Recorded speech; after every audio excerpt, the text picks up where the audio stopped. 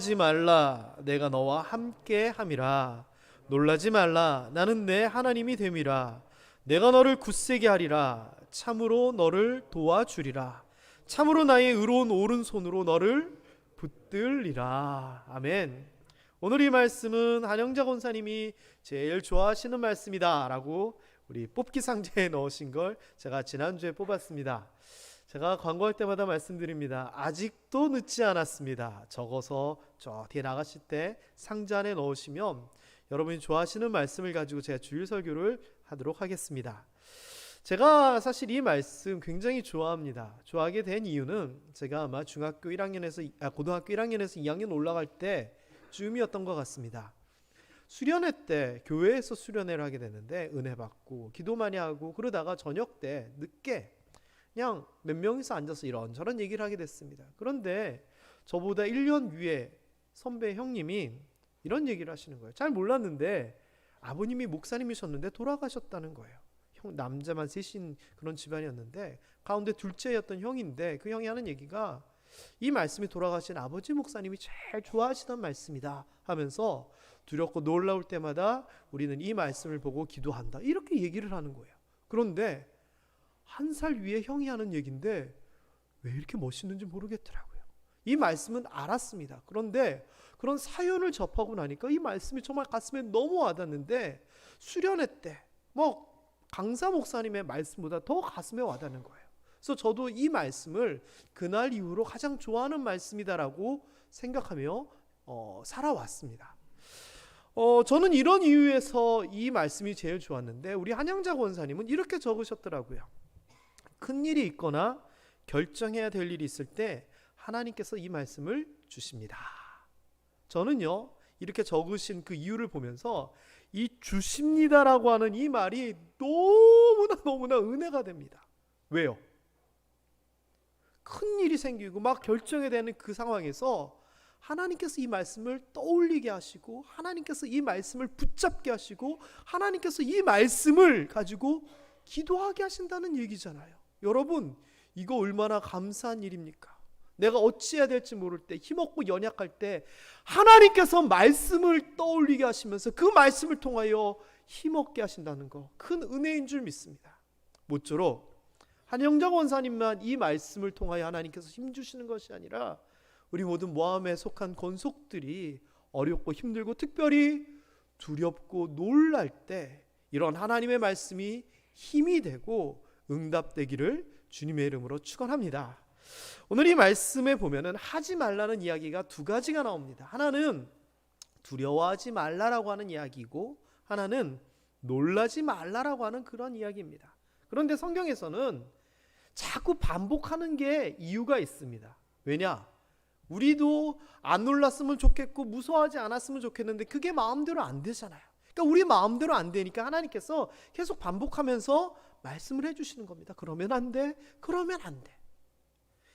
두려워하는 거, 놀라는 거 누가 원합니까? 그런데 이거 우리 마음대로 잘 안 되잖아요. 마치 얼마 전에 계속 하나님께서 우리에게 주셨던 그 말씀 중에 있었던 단어들처럼 염려, 걱정, 근심 우리는 하기 싫은데 우리가 자꾸 하게 되잖아요. 두려움과 놀람도 그런 것 같습니다. 특별히 이 두려워하지 말라라고 하는 이 표현은 우리가 참 살면서 이렇게 안 했으면 좋겠다 생각이 듭니다.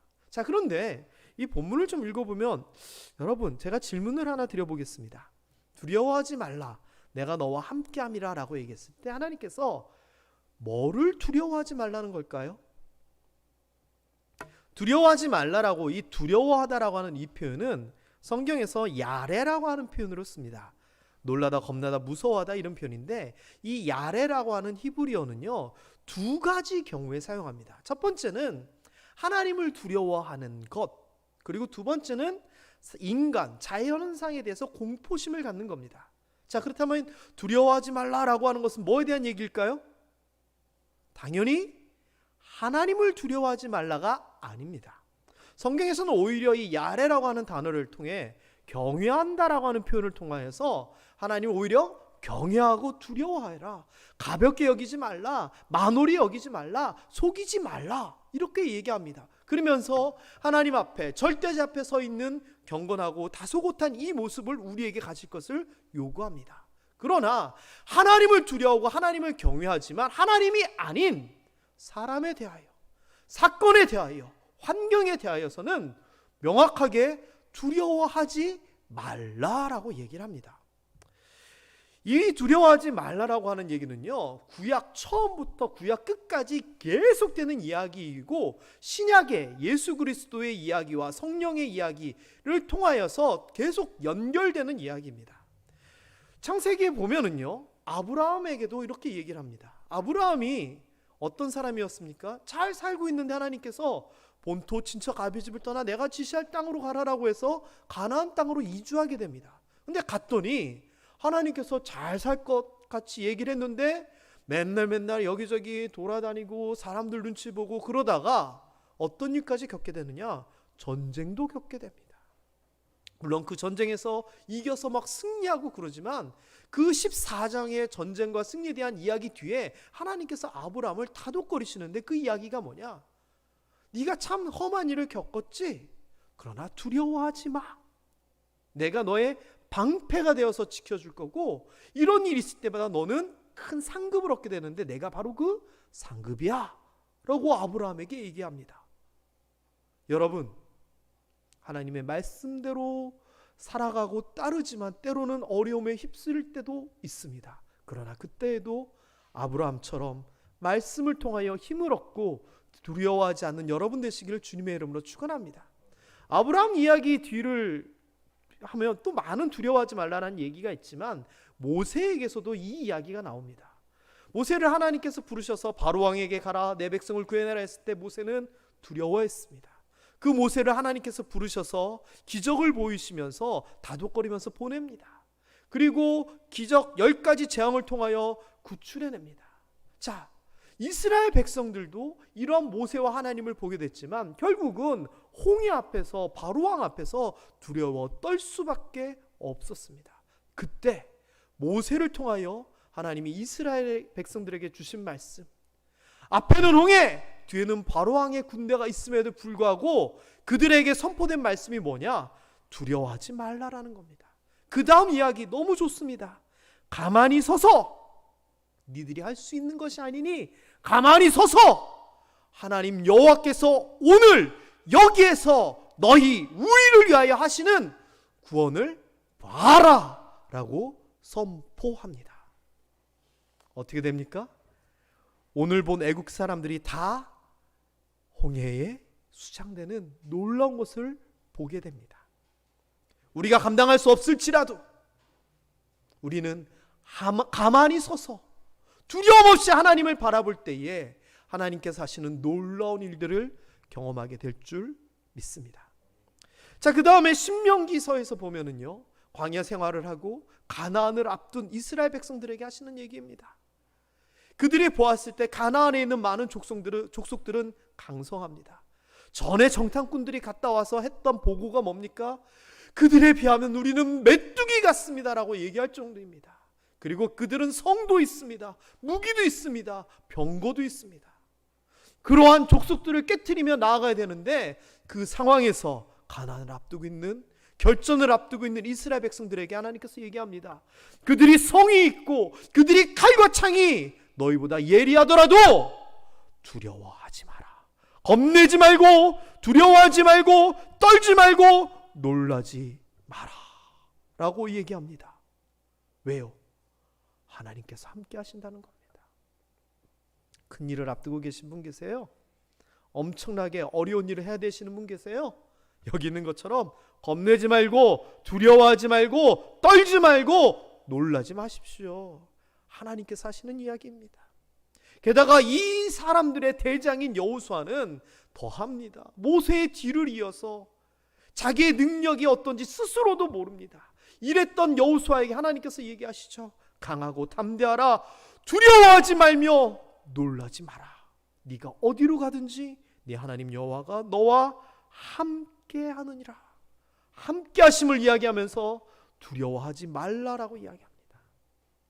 좀 더 뒤에 가면은요, 사무엘상에 사무엘에 대한 이야기가 나옵니다. 이스라엘 백성들이 하나님 앞에 범죄합니다. 그로 인하여 이방 민족, 특별히 블레셋 사람들에게 침략을 당하고 어려움을 겪게 됩니다. 그들은 하나님 앞에 떳떳이 설 수가 없었습니다. 왜? 하나님을 버리고 우상을 섬겼거든요. 그런데 그들이 하나님 앞으로 돌아와 회개하려고 할 때 사무엘이 얘기합니다. 우리가 부족하더라도 너희가 과연 이 모든 악을 행하였을지라도 하나님 앞에 왔으니 이제 하나님을 진정으로 섬기기로 했으니 걱정하지 마라. 그러면서 했던 표현도 역시 두려워하지 말라입니다. 우리가 부족하고 연약할지라도 죄악되고 하나님 앞에 면목이 서지 않을지라도 하나님 앞으로 나아왔다면 두려워하지 마십시오.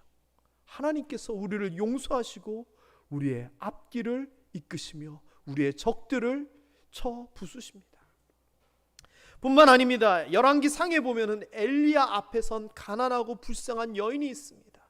이 여인은 가뭄으로 인하여서 도저히 살아갈 수 없었습니다. 그리하여 마지막 남은 한 가루 웅큼과 기름을 가지고 마지막 만찬을 한 다음에 죽을 작정이었습니다. 그때 하나님의 사람 엘리야가 그 여인에게 가서 이야기합니다. 두려워하지 말라. 내 말대로 하면 된다. 환경이, 내가 가지고 있는 재물이 어떤 상황일지라도 두려워하지 말라라고 얘기합니다. 두려워하지 말고 하나님의 말씀대로 나아갈 때 하나님이 하나님의 방법으로 역사하십니다. 그 가루와 그 기름이 가뭄이 끝날 때까지 떨어지고 마르지 아니하였다라고 하는 놀라운 기적을 경험합니다. 여러분, 나중에 다윗에 대한 이야기에서도 이렇게 나옵니다. 아버지 다윗의 뒤를 이을 솔로몬, 아버지가 하셨던 그 모든 일 내가 할 수 있을까? 얼마나 두렵고 떨리겠습니까? 그랬더니 그 아버지가 자기 인생의 경험을 전해줍니다. 네가 만일 여호와 모세를 통하여 이스라엘에게 명하신 모든 규례와 법도를 삼가 행하면, 하나님의 말씀대로 살아가면 형통하게 될 것이다. 그러니까 네가 어린 나이에 왕이 된다고, 또 어떻게 한다고, 적들이 어떤다고, 그래도 신경 쓰지 마라. 하나님께서 형통하게 하신다고 했으니 강하고 담대하여 두려워하지 말고 놀라지 말라. 아버지가 마음을 담아서 아들에게 전해준 이야기도 하나님으로 인하여 두려워하지 말라라고 하는 그 이야기입니다.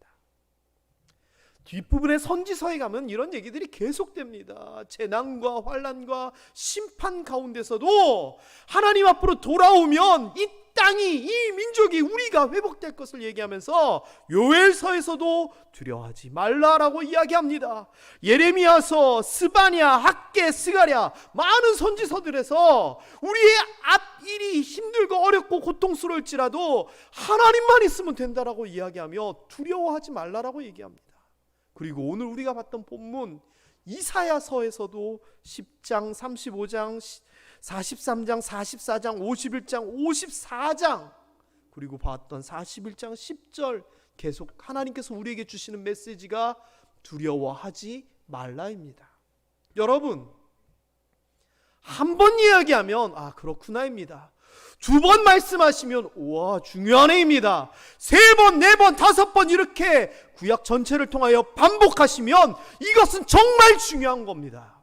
여러분, 그렇다면 우리도 두려워하지 않기를 축원합니다. 게다가 이 두려워하지 말아야 될 근거가 네가 강하니까, 네가 어떻게 있으니까가 아닙니다. 하나님께서 우리에게 두려워하지 말라라고 말씀하시는 이유는 내가 너와 함께 하니까 다른 거 필요 없어. 누가 너를 해코지 하겠어? 뭐가 문제가 돼? 두려워하지 마, 이거입니다. 여러분, 얼마 전에 제가 저희 개를 데리고 산책을 나갔습니다. 저 강변에. 저희 개가 5개월 됐는데 리트리버라고 나중에 이만해지는 개인데 지금도 벌써 이만합니다. 5개월짜리요.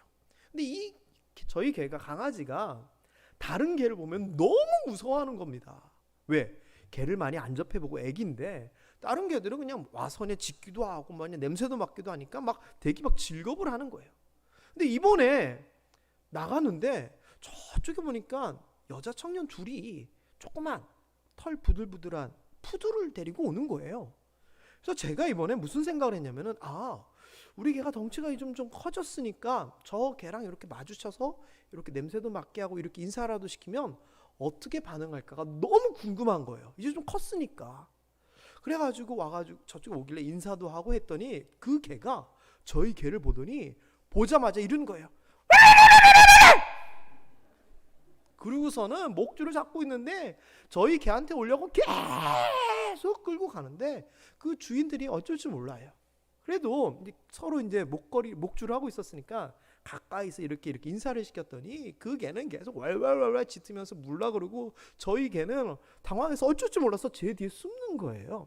그러다가 조금 지나니까 분위기가 좀 괜찮을 것 같아가지고 제가 그쪽 강아지 주인한테 좀 풀어서 가까이 오게 해보라고, 얘가 너무 오고 싶어서 반가워서 그러는 것 같다 그랬더니 괜찮겠니요? 괜찮죠. 저희는 이만하고 걔는 조그마니까. 그래서 그 개를 풀었더니 풀자마자 왈랄랄랄라고 달려드는데 저희 개는 제가 목줄을 잡고 있으니까 도망은 가지 못하고 이렇게 피해 갔다가 그 개가 오니까 세상에, 그 전에는 맨날 도망치고 어찌할지 모르더니 이번에는 줄 때문에 도망을 못 가니까 지도 왈왈왈 대들고, 그런데 소리가 아까 그 개는 조그만 개라서 왈왈왈 이러면 저희 개는 이제 좀 크니까 왈왈 소리도 크게 하면서, 게다가 놀란 거는 그 개가 물려고 이렇게 폼을 잡으니까 지도 대드는 겁니다. 그래서 제가 너무 대견한 거예요. 야, 옛날에는 맨날 도망가더니 이제는 대들 줄도 안 해? 그러다가 무슨 생각이 딱 드냐면은, 아니 우리 개는 이만큼 큰데 저 개는 조그마니까 많이 진짜 서로 물고 싸우게 되면 아무래도 큰 개가 무는 게 세니까 저 개가 문제 있을 것 같다 하면서 말리면서 이제 서로 줄을 묶자고 그렇게 얘기를 했어요. 그랬더니 그 개는요 계속해서 왈왈왈 하면서 달려들려 그래요. 근데 저희 개는요, 제가 그 상황에서 이 등이 없는 벤치에 이렇게 딱 앉았더니 그 개가 제 뒤쪽으로 와서 딱 자리를 잡고 있더니 나중에는 그게 몇 살이에요? 아우 그래요? 이렇게 얘기를 하는데 조용히 앉아요. 그리고 그 얘기를 하는데 보니까 조금 있다가 벤치에다가 다리를 착 올리더니 고개를 탁 하고 그 왈왈왈 거리는 개를 쳐다보는 거예요. 여러분, 어떤 광경이냐면요, 한쪽 개는 주인이 가지마 그래도 막 줄을 당기는데도 갈래 그러면서 왈왈왈 하고 있고, 한 개는 주인 바로 뒤에서 얌전히 그 상황을 지켜보면서 여유롭게 있는 거예요. 그랬더니 그 주인이 하는 얘기가, 우리 개는 이렇게 말을 안 듣고 달려들려고 하는데 그 개는 어리다고 하는데 주인 옆에 착 앉아가지고 짖지도 않고 아주 태연하게 바라만 보는데 너무 귀엽고 착하고 대견하다는 거예요. 제가 봐도 점잖더라고요. 그래가지고 보냈어요. 그리고서는 갑자기 무슨 생각이 드냐면, 야, 이 조그만 5개월짜리 강아지도 무섭고 문제가 되니까 주인 뒤에 와서 숨는구나. 그리고 주인이 앞에서 버텨주니까 아이고 이제는 됐다라고 하면서 안심하고 엎드려가지고 평안하게 태어나게 있구나, 이 생각이 드는 거예요. 제가 기분이 너무 좋은 거예요. 이상한 얘기지만 개 주인 대접 받아가지고 그래서 제가 갖고 갔던 간식을 막 줬어요. 여러분, 하나님이요, 괜찮아 두려워하지 마, 놀라지 마, 우리에게 이렇게 여러 번 성경을 통해서 얘기하시는데, 우리가 그 하나님 뒤에 있으면서도 두려워하고 무서워하고 왈왈왈왈 무서워요 이런다면 뭐만도 못한 인간이요? 맞아요. 그런 것 같아요. 그렇기 때문에요, 우리가 하나님으로 인하여 하나님이 함께 하시기 때문에 두려워하지 않는다는 것은 예전에 있었던 믿음의 선배들의 경우로 비추어 보면은 구원과 관련된 것이고 믿음과 관련된 거예요. 아브라함, 야곱, 모세, 여호수아, 기드온 등등등의 무수한 사람들이 두렵고 험한 상황에서 두려워하지 마, 내가 구원해 줄게라고 하는, 내가 하나님께서 함께하리라라고 하는 그 임마누엘, 함께하리라 하는 그 말씀을 믿었기에 말도 안 되는 상황에서 하나님 뒤에 서 있고 하나님 품에 안겨 있으면서 그 모든 어려움을 이겨냈잖아요. 여러분, 그렇기 때문에요, 예수님께서도요 우리에게 주셨던 메시지가 뭐냐, 마지막으로 하늘로 올라가실 때 뭐였죠? 여기 있는 그대로 내가 너희에게 분부한 모든 것을 가르쳐 지키게 하라, 볼지어다 내가 세상 끝날까지 너희와 항상 함께 있으리라라고 얘기합니다. 예수님도 하나님처럼 함께 있으리라 라고 말씀하시고, 이 예수님께서 나중에 성령이 오실 거다라고 얘기하면서 내가 간 이후에는 보혜사 성령이 오셔서 너희와 함께 있을 것이다 라고 얘기하면서 하나님의 함께 하심, 임마누엘의 이야기가 구약을 통하여 신약까지 연결됩니다. 그리고 함께함에 있어서 가장 그 중요한 이유는 우리로 하여금 구원받게 하시고 이 세상을 살면서 두렵게 하지 않게 하시기 위한 거라는 거죠. 그래서요, 정리를 해보면 이렇습니다. 하나님께서 하나님의 사람들에게 이렇게 계속 얘기하십니다. 두려워하지 마. 근데 사람들은 마음이 연약하고 믿음이 없어서 그래도 무서운데요 그랬더니 이렇게 하나님께서 다독거리시는 겁니다. 걱정하지 마. 내가 너와 함께 해. 그리고 그렇게 됐을 때 성경에서 나타나는 결과는 뭡니까? 그 두려움의 문제를 해결해 주셨다는 겁니다. 그래서요, 두려움이 없다는 것, 하나님이 함께 하신다는 것, 이것은요 바로 믿음의 영역이 되는 겁니다. 믿음의 영역. 여기에서 보면은 내가 너와 함께함이라고 하는 이 말을 믿느냐 안 믿느냐가 이 모든 것들의 성패를 결정하게 됩니다. 여러분, 두려움이 이만큼 있는 사람은 하나님을 믿지 못하는 겁니다. 반대로 믿음이 이만한 사람은 그 두려움이 적어지고 없어지게 되는 겁니다. 우리가 무슨 일을 겪을 때 두려움이 앞선다? 믿음을 점검하십시오. 시편 27편 1절 한번 읽어볼까요? 같이 봉독합니다. 여호와는 나의 빛이요 나의 구원이시니 내가 누구를 두려워하리요. 여호와는 내 생명의 능력이시니 내가 누구를 무서워하리요. 이 사람은 믿음의 사람입니다. 어떻게 알아요? 사람이, 사건이 그 누구도 두렵지 않다는 겁니다. 왜? 하나님이 나의 빛이고 나의 구원이시기 때문에. 여러분, 다 이렇게 이야기할 수 있게 되기를 주님의 이름으로 축원합니다. 행여 그렇지 않더라도 이 말씀을 생각하십시오. 두려움이 나를 앞서고 나를 덮으려고 할 때 하나님은 나의 빛이고 구원이시니 내가 뭘 두려워할까? 이 말씀을 통하여 힘을 얻어야 됩니다. 그리고 이것을 위하여서는 훈련이 필요합니다. 두려움을 이기는 훈련. 어떻게 하면 두려움이 무뎌질까요? 무서운 영화 많이 보면은 괜찮아질까요? 아니요. 세 가지가 저는 필요하다 생각합니다. 첫 번째는 성경을 통한 또는 말씀을 통한 지식적인 훈련이 필요합니다. 알아야 됩니다. 하나님 앞에 기도했더니, 하나님 앞에 매달렸더니 하나님께서 해결해 주셨구나. 아브라함도 그랬구나. 모세도 그랬구나. 알아야지 나도 동의를 하는 겁니다. 그리고 두 번째는 지적으로 동의를 했더라도 나의 마음이 믿어지지 않는 겁니다. 이럴 때 영적인 훈련, 기도를 통한 영적인 훈련이 필요합니다. 그리고 세 번째는 이런 것들을 통하여 삶의 선택의 순간에서 내가 작은 것부터 선택을 하면서 하나님을 의지하는 것들이 필요하고 그 결과를 바라보는 것들이 우리에게 반드시 필요합니다. 이런 것들이 훈련이라고 생각합니다. 자, 노란 글씨만 한번 읽어봅니다. 시작. 왜 놀라지 말라라고 하는 이 표현을 썼냐면, 제가 노란 글씨로 썼냐면요, 놀라지 말라라고 하는 이 단어는 우리에게 훈련이 필요한 그 이유를 보여줍니다. 놀라지 말라라고 하는 이 단어는 걱정하다, 떨다 이렇게 번역되기도 하는데요, 원어를 보면은 샤라고 하는 단어를 씁니다. 샤. 그런데 이 샤는요, 놀랬다라고 하는 이 현상을 얘기하는 것이 아니라 놀래서 그 다음에 어쩔 줄 모르고 당황한 상태를 샤라 그러는 겁니다. 아이고 어떻게, 이 상황이 아니라 어떻게 하면서 막 안절부절 못하는 상황이 샤아입니다. 여러분, 무슨 일이 생겼을 때 어찌할 바 모르고 당황되면 어떻게 해야 됩니까? 나는 어떻게 할 줄 모르면 확실한 사람의 이야기를 따르던지, 아니면 이럴 때는 이렇게 해야 돼라고 하는 평소에 내가 알고 있었던 그 무언가가 나를 이끌어주면 그대로 하면 되는 겁니다. 2019년 천안에 한 초등학교에서 불이 났습니다. 얼마나 큰 불이냐면은 이런 큰 불이었습니다. 이 학교 본관 건물 옆에 새로 증축을 하는데 이 공사하는 데서 그냥 불이 난 겁니다. 그리고 이 결과 완전히 뒤에도 보면은 그냥 다 타버렸습니다. 그런데 이 공사장에 붙어 있었던 본관에 몇 명이 있었느냐? 910명의 어린아이와 선생님과 유치원생, 그리고 몸이 불편한 장애 학생까지도 있었습니다. 그런데요, 몇 명 다쳤는 줄 아십니까? 한 명도 안 다쳤습니다. 여기에 대해서 기사가 이렇게 얘기합니다. 3일 한 초등학교에서 불이 났는데 교사와 학생의 침착한 대응으로 한 명의 부상자도 없이 무사히 대피했다라고 얘기합니다.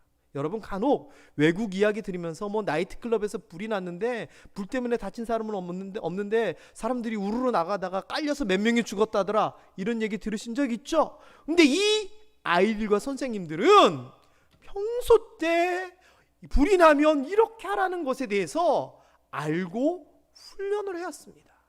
여기에 대해서 계속 이어지는 이야기가 평소 지진과 화재에 대해서 훈련을 했고 충분한 학습이 있었기 때문에 안전하게 화재 현장에서 빠져나왔다는 겁니다. 여러분, 놀라지 말라. 당황하고 어쩔 줄 모르는 그 상황에서 우리가 평소에 하나님을 향한 믿음의 훈련, 지식의 훈련, 기도의 훈련, 선택의 훈련이 잘 되어 있다면 저는 그때 무사히 빠져나올 수 있으리라 생각합니다. 특별히 한영자 권사님처럼 이사야서 41장 10절과 같은 말씀을 평소에 묵상하고 암송하고 알았으면은 큰일이 생기고 어려운 일이 생길 때 그 말씀이 머리에 떠오르고 그 말씀이 가슴속에서 나에게 이야기를 하며 하나님의 음성이 되는 겁니다. 그렇게 되면 놀라서 어쩔 바 모르는 상황이 아니라, 그래, 하나님을 의지해야지 생각하게 되는 겁니다. 여러분, 두렵고 놀라운 일이 생길 때 이러한 훈련의 첫 단계이자 최종 단계 제가 알려드리겠습니다. 자, 평소 같았으면 안 알려드리지만 오늘이 우리 모함교회 창립 42주년이니까 특별히 알려드리겠습니다. 놀라운 일이 생길 때, 두려운 일이 생길 때, 어찌할 바를 모를 때 이렇게 하시면 됩니다. 자, 여기 있는 이대로 한번 해보십시다. 시작. 뭐라고요?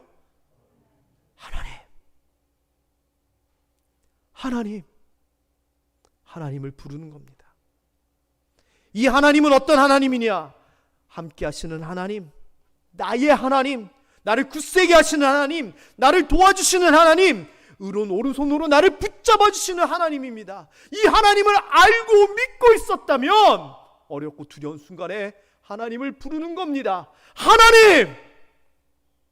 저는 이게 두려운 순간에 제일 먼저 해야 될 일이고 가장 중요한 일이다라고 생각합니다. 여러분, 시편 34편 4절의 말씀으로 오늘의 설교를 마무리하겠습니다.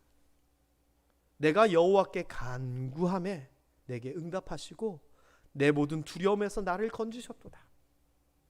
두렵고 놀라운 일이 생길 때 하나님 도와주세요, 하나님 붙잡아 주세요, 그렇게 간구하시며 길을 찾으시는 우리 모함의 성도님들 되시기를 주님의 이름으로 축원합니다. 그렇게 하나님을 찾을 때에, 하나님을 믿을 때에 하나님께서 응답하시어 우리의 모든 두려움과 염려와 걱정에서 우리를 건지실 줄 믿습니다. 음식점에 가면 세트 메뉴다 이런 것들이 있잖아요. 저는 세트 말씀이다라고 말씀을 오늘 정해봤습니다. 이사야서 41장 10절의 말씀과 시편 34편 4절의 말씀은 세트입니다. 하나는 우리로 하여금 두려워하지 말라라고 하는 하나님의 약속의 말씀이고, 하나는 그 약속으로 인하여 우리가 순종하여 얻게 될 열매, 결과의 말씀입니다. 이 두 말씀 잘 기억하셔서 일이 생기고 사건이 터지고 내가 감당할 수 없을 때 하나님을 찾음으로 말미암아, 믿음으로 말미암아 이 34편 4절의 결과와 고백이 우리에게 있게 되기를 주님의 이름으로 축원합니다.